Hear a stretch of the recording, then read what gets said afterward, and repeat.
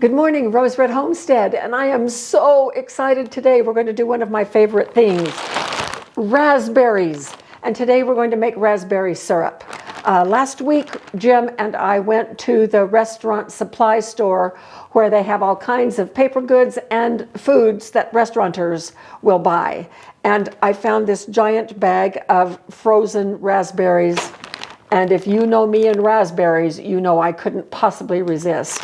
So we're going to be doing syrup today. A little bit later, we're going to be doing raspberry peach jam.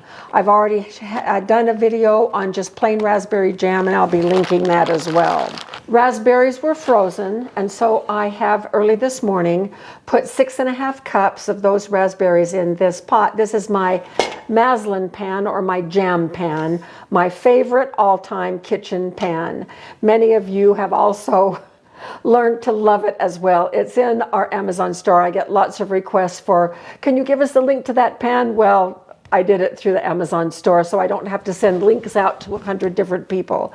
We are using our butane burner, and we have our, what's this, Jim? Our portable carbon monoxide alarm. Yes. All right, and we have the doors open this morning, so we're going to be using this. Now, we are also going to be using the USDA recipe for canning berry syrup. Now, I'm going to go ahead and turn this on.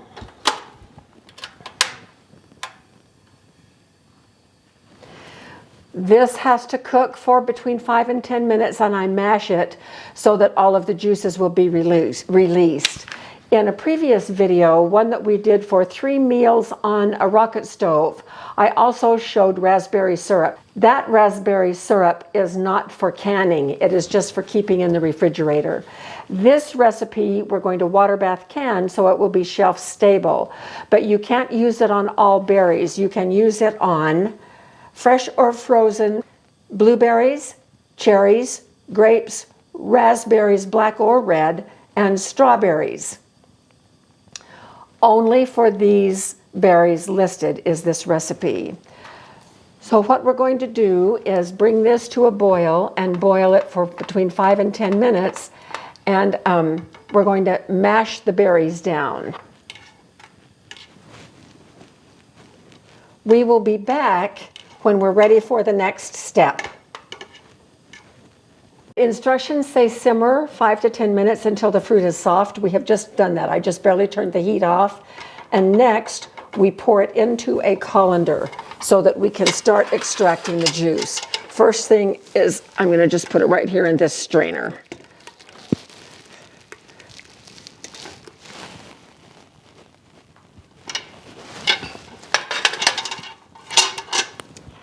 Now this is going to take a little while for the juice to drip all the way out. And so we're going to let that happen and come back when this is cooled down. I'll get the rest that's in the pot and put it in here as well. And we'll just let that juice soak through that strainer, and we'll come back when we're ready for the next step. The instructions say to discard the solids. Well, I just tasted the solids, and while they are a little bit much more, not a little bit, a lot more bland than the fresh stuff is, they still have some good raspberry taste to them. So I'm just going to play around with those and see what I can do. Meanwhile, I'm going to scrape this off the back side because it has come through the strainer.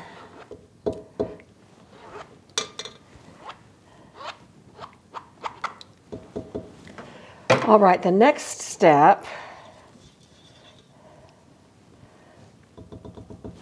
is set this aside, and I'm going to pour this juice back in right here.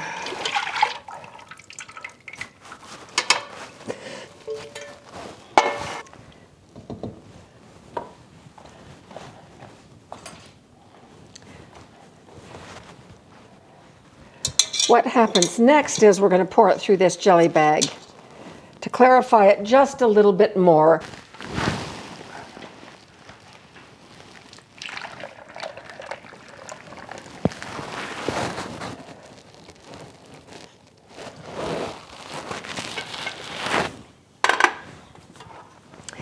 And when this is finished dripping, Then we will put it back in here, add sugar, and away we go. So we'll be back then. Well, here is the juice. And it did not yield as much as the recipe said that we needed to have. Supposedly, we're supposed to have 4.5 to 5 cups, and we barely have 3 cups. So I'm not going to put all of the 6.5 cups of sugar in, no way. I'm going to start with 3 cups of sugar. We're going to do a little taste. I don't really need all that sugar anyway, so it will be a little bit less. So here we go. Turning this on. And what happens now is we stir in this sugar, bring it to a boil and let it boil just for a couple of minutes. And this is 3 scant cups. And I think that's plenty for the amount of juice that we had. We just have to dissolve the sugar, bring it to a boil, and then pour it up. I have the canner going on the back burner.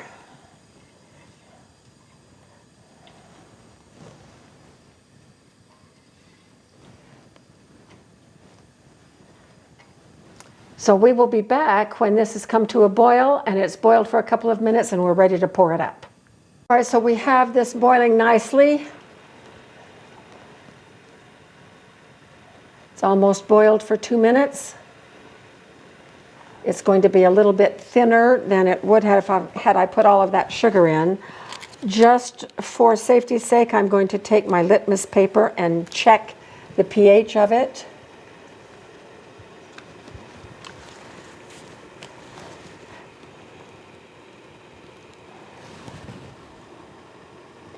It's a good solid 3. It needs to be below 4.6, and we are there.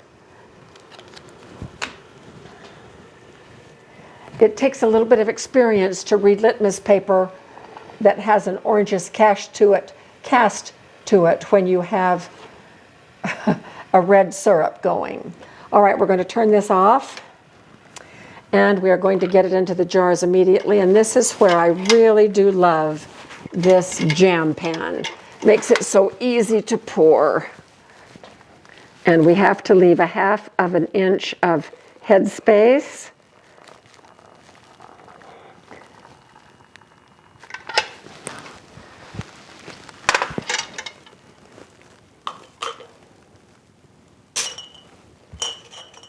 That's a little bit more than 1/2 inch, but it will be okay.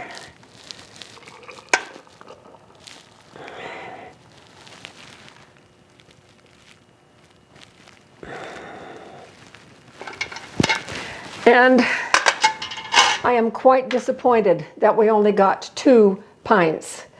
But you know what? It is what it is, and this will be wonderful for us. And we love raspberry syrup, so I'm just going to can it. It is okay, this little foam. You can either spoon it off before you pour, or it will dissipate in the canning process. So I'm just going to get these over in the canner for our elevation. These need to water bath can for, oh boy, that's really, oh, I forgot to wipe off the rims. Ouch, Just for you, ouch, ouch. I was going to remind you. I don't think I spilled anything anyway because I was using the funnel.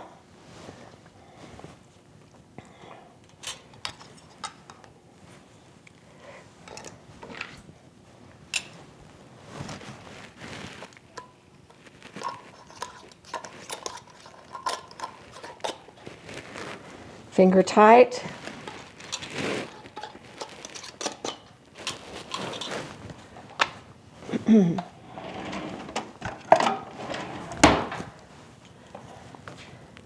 And into my canner. Water needs to come up over the jars for 1 inch. This water is heating. Since this isn't boiling yet, I'm just going to add this heating water to it as well. Get the water up where it needs to be over the top of the lids there. There it goes over the top, and that's a good inch.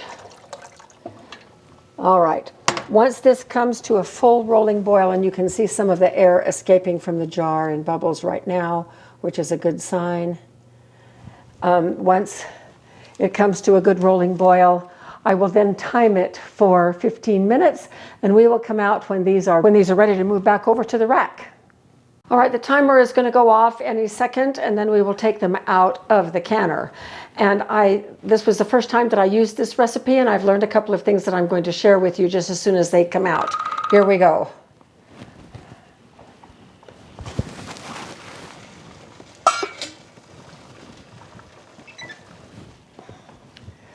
Here's the first pint.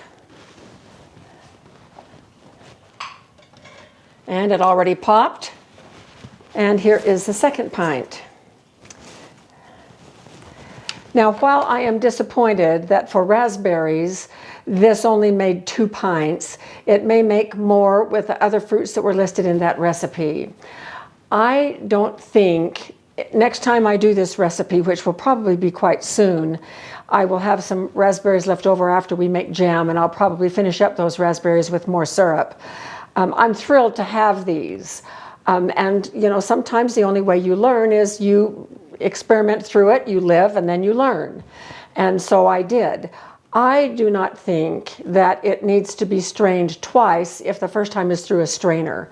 If the first time is through a colander with more open holes where it does let some of the solids through, that may be another thing. But by using a strainer for that first drain, I strained most of the solids out right at that point. And frankly, I think I could have added sugar and bottled it then, because I'm not bothered by a few of the solids. It does not have to be crystal clear. I just don't like a lot of raspberry solids in the syrup. So that's what I learned last time, and I'm not afraid to adjust a recipe like that by so long as I respect the main tenets, which is, number one, it needs to be high acid because we're water bath canning, and that is why when I adjusted the sugar according to the amount of syrup, that is why I did a little litmus test. And the litmus test told me that it was high acid enough, there is no chance botulism will grow in this syrup. So I learned a lot, and I hope you enjoyed this. I know that we are going to very much enjoy having shelf-stable raspberry syrup in our food storage. Thanks for joining us this time, and we will see you very soon for another video.